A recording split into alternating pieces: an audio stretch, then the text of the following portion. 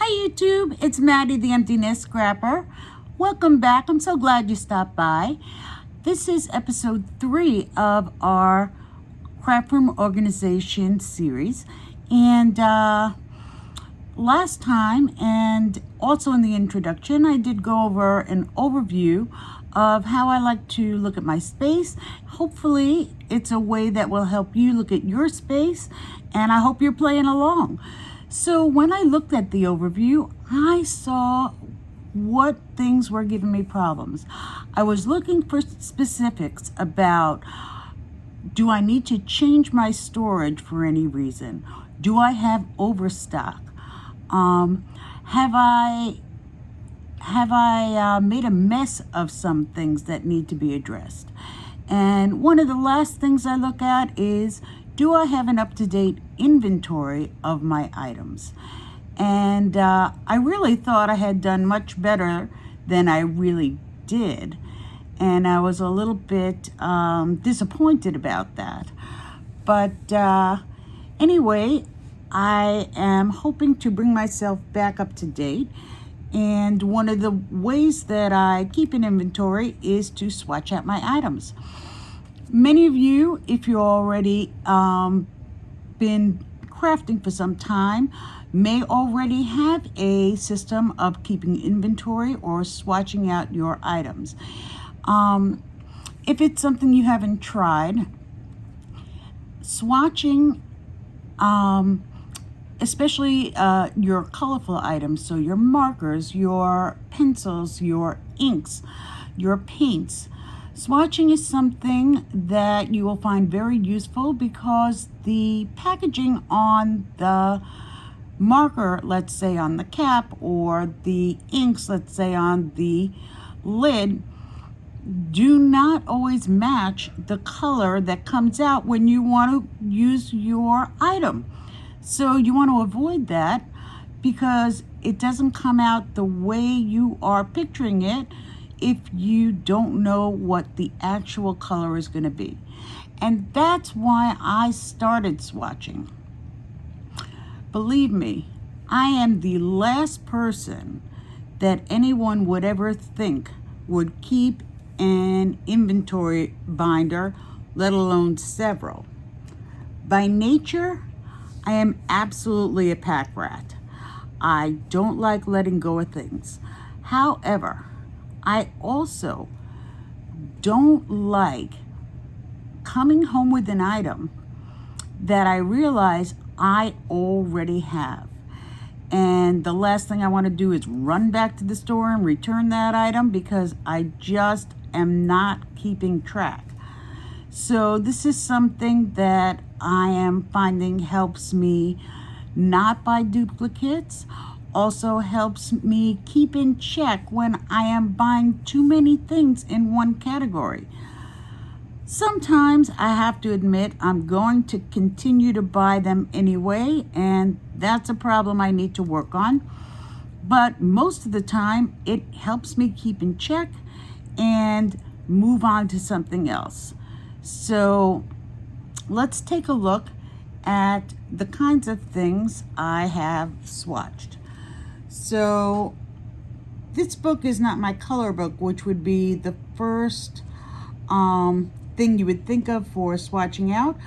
But when I started to begin to swatch, I actually watched some YouTube videos, and I saw that some really great crafters who I admired were creating examples, I guess, rather than calling it swatching, creating examples in their inventory, and that made a lot of sense to me. So here I have embossing folders, and you can see I have an example of each of the embossing folders, and I have alcohol ink sprays, stencils, embossing powder, Nuvo drops, and punches. I'm not going to go through the whole binder.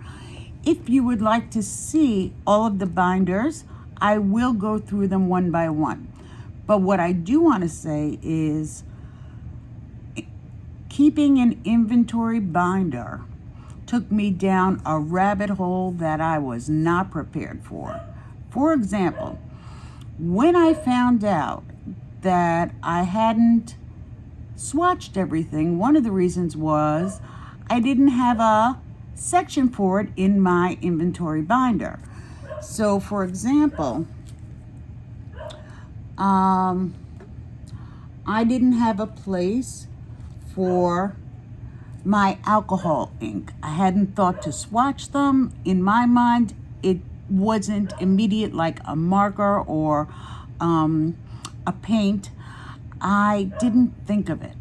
And so that took me down a rabbit hole because I had to then take off the label with, one of these picks, and then I had to drag out my label maker and remake it, and then I had to go online and print out the alcohol ink swatch page, and that's when I'm lucky. When there is a swatch page, I can just print it out. But this one was very difficult for me because I had to use the paper that I would use on alcohol ink. Because I use a small binder, I had to find a tiny punch to make it fit into the little boxes.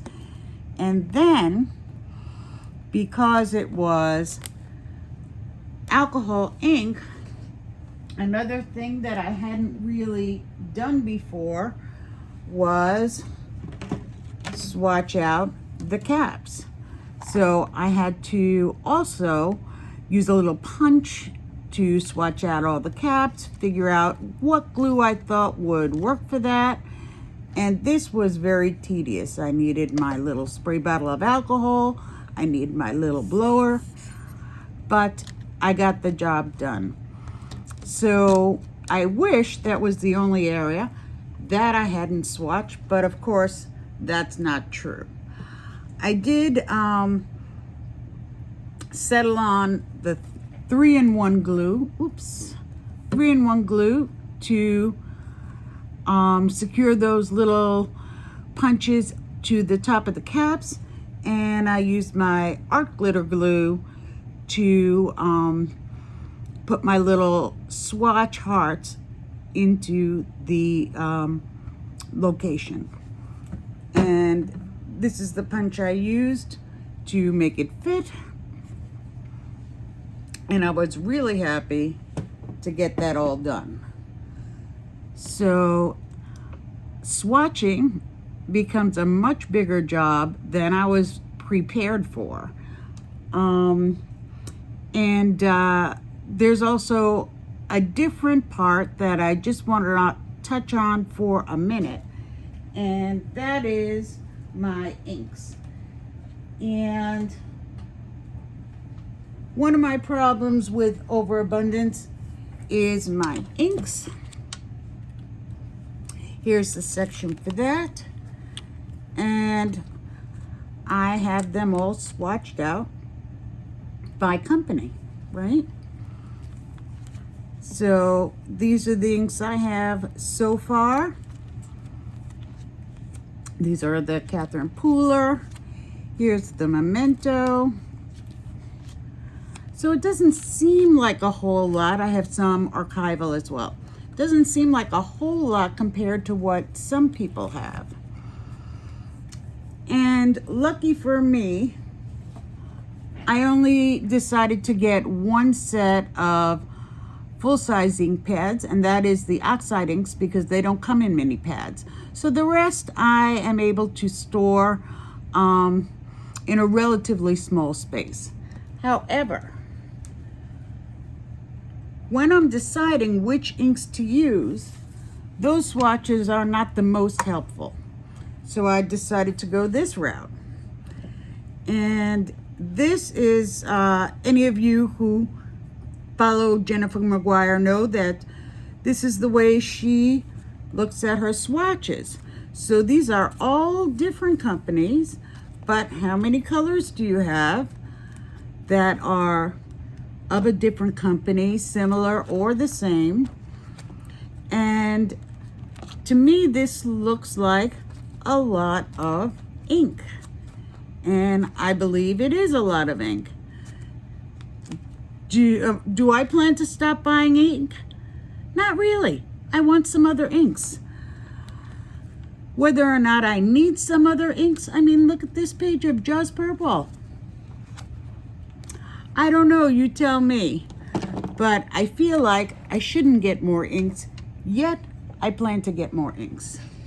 So those are some of the reasons and the ways that I use my swatches, and I want to try to show how I usually try to keep up with that.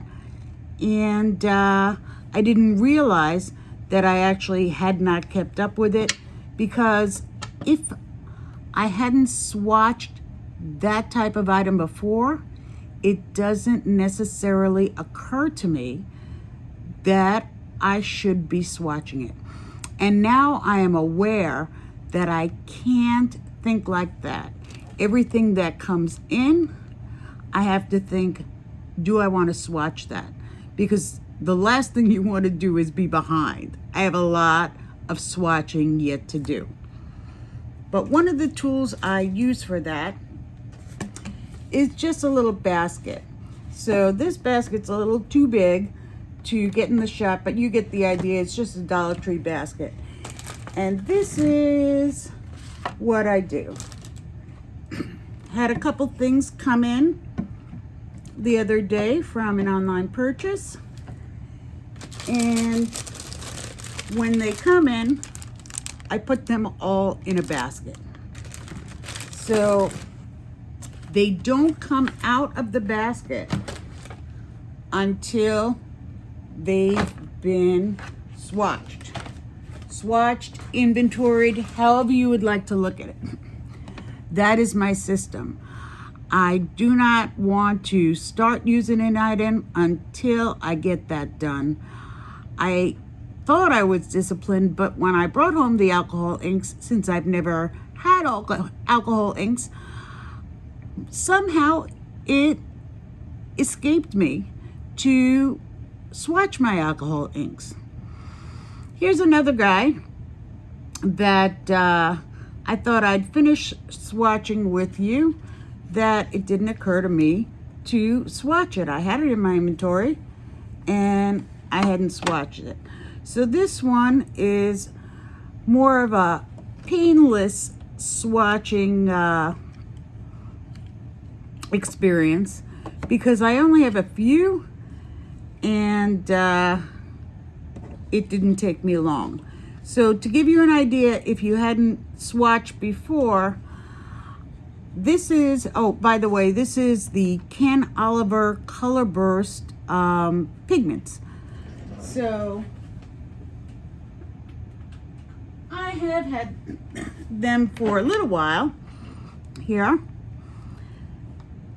And because it wasn't a paint, because it wasn't a marker, it didn't occur to me I should be swatching them. Yet, they are colors and I want to know what they look like when they come out. So I used a watercolor piece of paper. I put my powders on. I sprayed them with water. I punched them out with this little 3/4 punch. And I thought I'd take you along when I attach them. So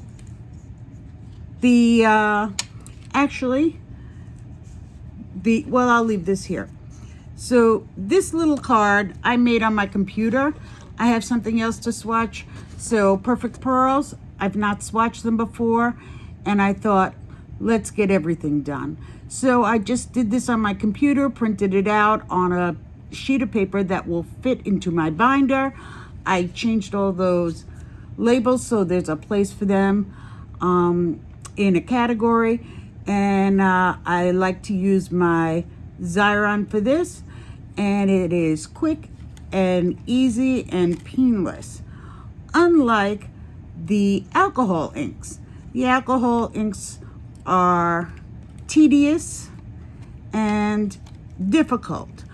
I like to put on gloves when I use them. I had to do the caps to make sure that everything would be labeled and easy to see. So I'm just putting this in the view of the camera. Wouldn't that be a little bit more useful? Any of you who have used this little X Xyron, some people like it. I love it for little tasks like this. You put it in one side, outside, it comes out as a sticker. So I'm wasting a lot of it because I am trying to talk and make my swatches at the same time. But you just pull out your items, and now they are all stickers. I like to give a little press, and all I will need to do is attach that to my swatch sheet and put it in my book. So this sticky thing you just throw away, and now I have adhesive all the way across the back, edge to edge, and it is going in a page protector, and I kind of like to see if I put it on at least relatively straight before I press it down. So this will not take too long. I thought I would choose something that I didn't have a tremendous amount of swatching to do, yet it would be complete by the end of the video. And I hope that you find this information useful. So if you have swatched before and you have a easier method for me, I am all ears. But I really feel like swatching my colors really helps me to keep a good handle on what I have, and helps me to not buy too much. That is an uphill battle for me. I just see things, I want to try it, and sometimes I already have something that is already doing that job, and I really don't need any more. And when I look in my swatch book and I see that I don't need scribble sticks because I already have 5 other kinds of water-soluble crayons, then it helps me to just say, I'll take a pass. I already have something that will do that job, and I can move on. Same thing with watercolor palettes. I have more watercolor palettes than I will ever use. And when I saw how many I had, and I'm going to keep them all because I love them, I knew that I didn't even want to look at another set of watercolor. This is enough for me. I am just a novice. I don't need any more. I don't need professional watercolors. I don't need additional watercolors. It is helping me. Now, do I still have a problem? You better believe it. I definitely do. And my husband, the enabler, is no help. He's like, just get whatever you want. It's your hobby. You're having fun. You're making beautiful things. Just get it. So I'm on my own. And one of the tools that I think is useful to keep to a budget, to keep from an overabundance, is swatching and using an inventory. So I hope you found this helpful. If you did, please subscribe down below. Give us a thumbs up. Let me know if you are thinking of beginning a inventory binder. If you have one already, do you have any systems that work well for you? Because I would love to try it if it's something that would be easier and also helpful. So I really appreciate you coming along with me, and I hope to see you next time. So everybody remember to stay safe and come back for the next episode. Bye-bye, YouTube.